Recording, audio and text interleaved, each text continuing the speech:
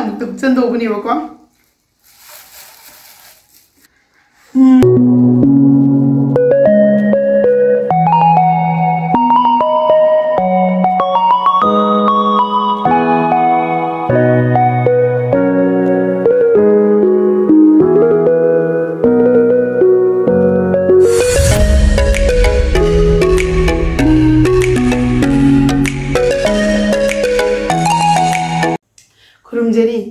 मथेल recipe channel असिगी माइकैदगी मयाम तराम नोकचेरी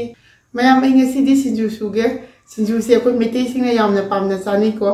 अदो सिंजू से मखल मयाम अमदा लै अदो आई ngasi gi सिंजू सिदी मरोय मपांग हापनी अदुदगी थोइदिंग मिमी हापगा सेमदौबनी अदुना मयाम वीडियो से लोइबा फावबो मिडेक ताबियु मयाम हंगाम सिजु खरा हेके हंगाम सिना होरेन सिंजू दो योमगा चानबगी इलो मना सिसु कितंग हापसीเรามาหาซื้อเดนบี้เลย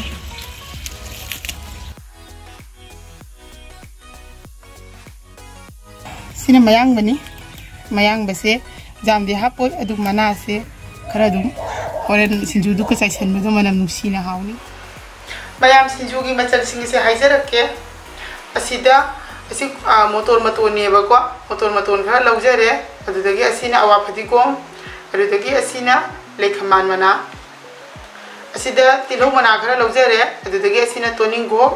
असिना पेरू अदुदगी असिना मयांगबा मतोन अदुगा कोबी मना ताबी मा लौरे अदुदगी सिंजुदा हापनबा मिमी लेजरे असिना मोतोरकंगबा से होरेन ngौरगा सुगाइरगा हापतौबनी अदुदगी असिना थोइदिंग नुसुकसु हाइनेको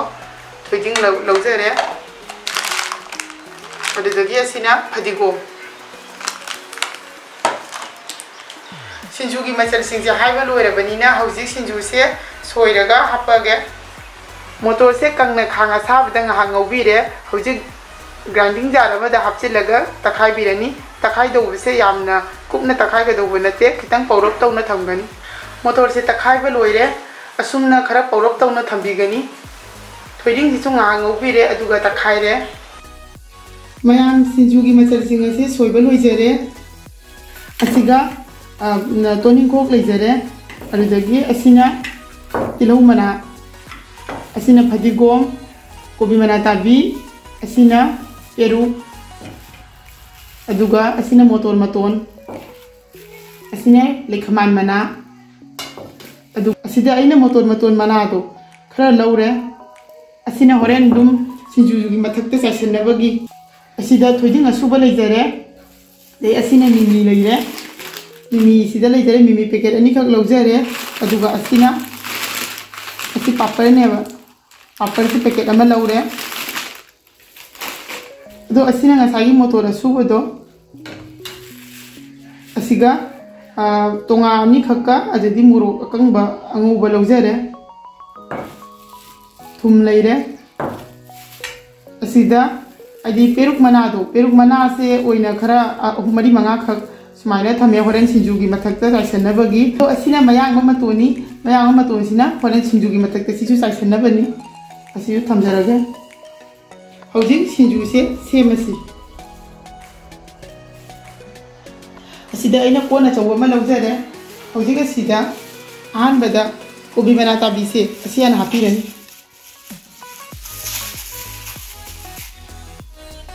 कोबी मना ताबी हापे अदुदगी सिना मोटर मतोन असोइबदो असि हापचनबिरनी सिना तिलौ मना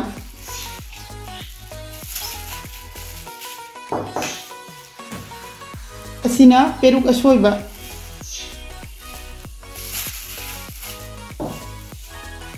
असिना तोनिंगोक असोइबनी सिसु हापचनबिरे असिदा लेखमान मना लेजरे लेखमान मना से हापचलनी हौजिक असिदा फदिगोम से हापिरनी हौजिक असि सिंसे हाना अमुतंग फजना मिक्स तौबिरनी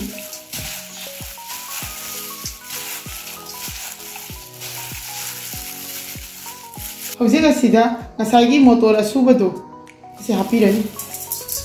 ꯑꯁꯤꯒꯤ ꯃꯍꯨꯠꯇ ꯑꯩꯈꯣꯏꯅ ꯕꯦꯁꯟ ꯑꯣꯏꯅ ꯉꯧꯔ ꯍꯥꯞꯄꯁꯨ ꯌꯥꯏ ꯑꯗꯣ ꯁꯨꯃꯥꯏꯅ ꯃꯣꯇꯣꯔ ꯑꯣꯏꯅ ꯉꯧꯔꯒ ꯍꯥꯞꯄꯁꯤꯅ ꯈꯤꯇꯪ ꯃꯥꯒꯤ ꯍꯥꯏꯗꯤ ꯌꯥꯝꯅ ꯀꯨꯞꯇꯕꯅꯤꯅ ꯑꯗꯨꯝ ꯆꯥꯕꯗ ꯍꯣꯔꯦꯟ ꯍꯥꯎꯋꯦꯕ ꯍꯧꯖꯤꯛ ꯑꯁꯤꯗ ꯊꯣꯏꯗꯤꯡ ꯑꯁꯨꯕꯁꯦ ꯍꯥꯞꯄꯤꯔꯅꯤ ꯑꯗꯨꯗꯒꯤ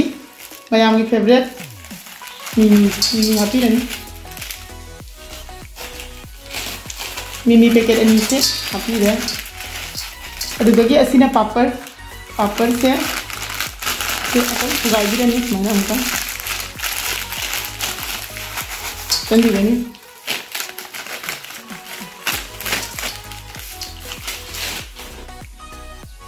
ꯍꯧꯖꯤꯛ ꯑꯁꯤ ꯑꯃꯨꯛꯇꯪ ꯐꯖꯅ ꯃꯤꯛꯁ ꯇꯧꯕꯤꯔꯅꯤ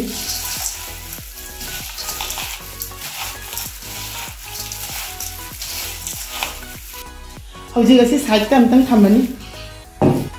ꯍꯧꯖꯤꯛ ꯑꯩꯅ ꯑꯁꯤꯗ ꯄ꯭ꯂꯦꯠ ꯑꯃ ꯂꯧꯔꯦ ꯄ꯭ꯂꯦꯠ ꯑꯁꯤꯗ ꯃꯣꯔꯣꯛ ꯑꯀꯪꯕ ꯑꯉꯧꯕꯁꯦ ꯑꯁꯤ ꯍꯥꯞꯄꯤꯔꯅꯤ ꯑꯗꯨꯒ ꯊꯨꯝ ꯍꯥꯞꯄꯤꯔꯅꯤ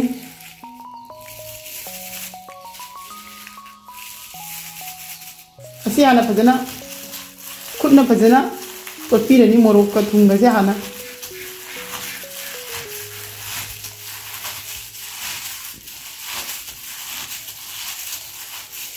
ꯃꯣꯔꯣꯛꯀ ꯊꯨꯝꯒ ꯇꯣꯠꯂꯦ ꯍꯧꯖꯤꯛ ꯑꯁꯤꯗ ꯉꯥꯔꯤ ꯑꯉꯧꯕ ꯂꯩꯖꯔꯦ ꯉꯥꯔꯤ ꯑꯉꯧꯕꯁꯦ ꯑꯃꯈꯛ ꯍꯥꯞꯄꯒꯦ ꯍꯣꯔꯦꯟ ꯉꯥꯔꯤꯅ ꯌꯥꯝꯅ ꯍꯦꯟꯖꯟꯅ ꯅꯝꯕꯗꯣ ꯑꯗꯨꯁꯨ ꯍꯥꯎꯕ ꯋꯥꯠꯂꯤ ꯑꯗꯣ ꯃꯌꯥꯝꯗꯨ ꯄꯥꯝꯕꯤꯕ ꯌꯥꯎꯔꯒꯗꯤ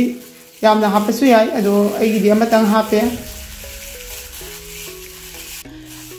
ꯑꯁꯤ ꯍꯥꯞꯄꯤꯔꯅꯤ ꯐꯖꯅ ꯃꯤꯛꯁ ꯇꯧꯔꯅꯤ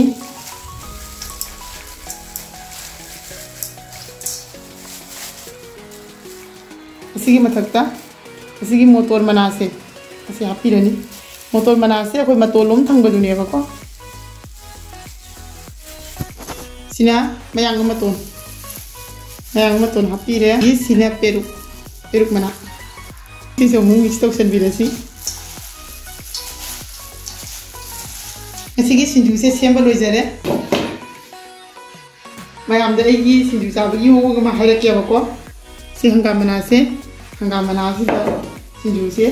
ꯌꯣꯝꯃꯒ ꯆꯥꯕꯁꯦ ꯌꯥꯝ ꯍꯥꯎꯋꯦꯕꯀꯣ ꯑꯗꯣ ꯁꯤ ꯑꯩꯒꯤ ꯁ꯭ꯇꯥꯏꯜꯅꯤ ꯃꯌꯥꯝ ꯆꯥꯗ ꯌꯥꯗꯦ ꯍꯥꯏꯕ ꯅꯠꯇꯦꯀꯣ ꯁꯤ ꯑꯩꯒꯤ ꯁ꯭ꯇꯥꯏꯜꯅꯤ ꯑꯗꯨꯝ ꯍꯥꯏꯖꯕꯅꯤ ꯃꯌꯥꯝꯗ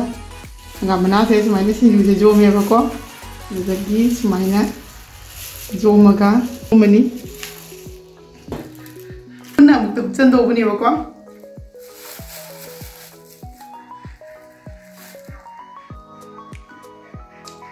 ꯃꯌꯥꯝ ꯌꯥꯝ ꯍꯥꯎꯔꯦ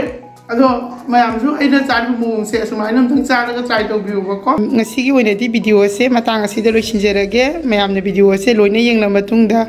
ꯚꯤꯗꯤꯑꯣ ꯑꯁꯤꯕꯨ ꯂꯥꯏꯛ ꯇꯧꯕꯤꯔꯝꯃꯨ ꯁꯦꯌꯔ ꯇꯧꯕꯤꯌꯨ ꯂꯣꯏꯅꯅ ꯆꯦꯅꯦꯜ ꯑꯁꯤꯗ ꯑꯅꯧꯕ ꯑꯣꯏꯔꯒꯅ ꯆꯦꯅꯦꯜ ꯑꯁꯤꯕꯨ ꯁꯕꯁꯀ꯭ꯔꯥꯏꯕ ꯇꯧꯕꯤꯔꯝꯃꯨ ꯁꯕꯁꯀ꯭ꯔꯥꯏꯕ ꯇꯧꯔꯕ ꯃꯇꯨꯡꯗ ꯕꯦꯜ ꯕꯇꯟ ꯅꯝꯕ ꯀꯥꯎꯕꯤꯒꯅꯨ ꯑꯩꯒꯤ ꯚꯤꯗꯤꯑꯣꯒꯤ ꯃꯈꯥ ꯇꯥꯕ ꯅꯣꯇꯤꯐꯤꯀꯦꯁꯟ ꯂꯥꯛꯅꯕꯒꯤꯗꯃꯛꯇ